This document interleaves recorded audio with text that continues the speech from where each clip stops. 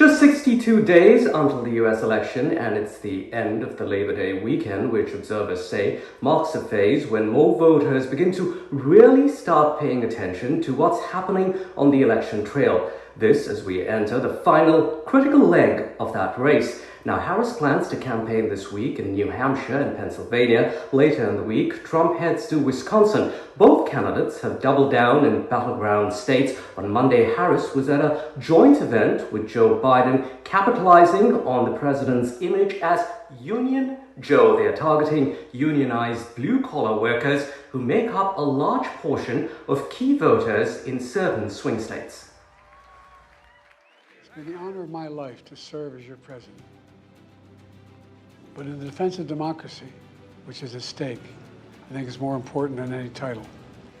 Weeks after announcing his historic decision to step away from the presidential race, Joe Biden has now fully embraced the role of a Kamala Harris campaigner.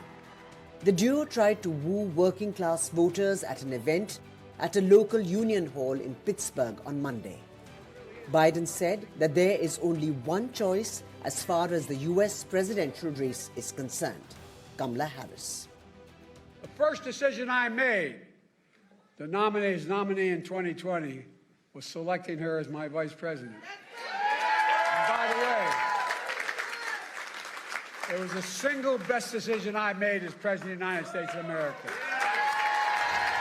Reports say that it is Biden's carefully crafted return to the campaign trail as he shifts from candidate to surrogate mode.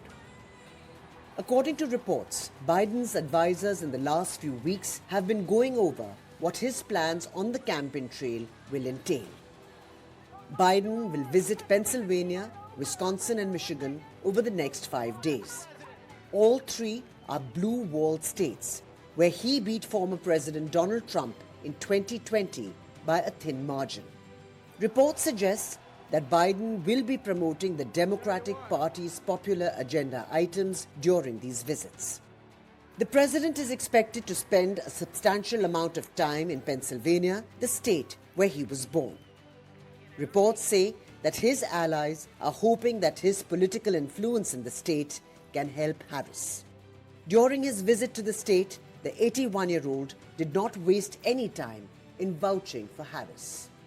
I promise you, if you elect Kamala Harris as president, it'll be the best decision you will have ever made.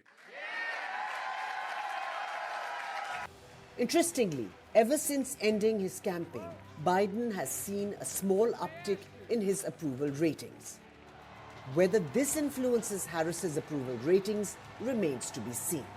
Historically, a vice president running for the Oval Office has almost always benefited when the incumbent president has a good approval rating. With Vishal Vivek, Bureau Report, NDTV World. Kamala Harris used that joint campaign appearance in Pittsburgh with President Joe Biden to say that U.S. steel should remain domestically owned. This is a major policy position for the vice president, which coincides with the White House's earlier position to the company's planned sale to Nippon Steel of Japan. Harris says U.S. steel should remain American-owned and American-operated. This view is similar to Biden's view, who opposed the sale. The first decision I made, the nominee in 2020, was selecting her as my vice president. And by the way, it was the single best decision I made as president of the United States of America. I promise you, if you elect Kamala Harris as president, it'll be the best decision you will have ever made. We will continue to strengthen America's manufacturing sector. And on that point, the president mentioned it. U.S. Steel is an historic American company. And it is vital for our nation to maintain strong American steel companies. And I couldn't agree more with President Biden. U.S. Steel should remain American-owned and American-operated. And I will always have the back of America's steel workers. America's workers. The Trump campaign will keep up its momentum in key swing states in the coming days. This as the former president defends himself in the aftermath of an incident at Arlington Cemetery in Virginia last week, while Harris drummed up support amongst blue-collar voters on Labor Day. Trump kept a relatively low profile in the run-up to next week's debate.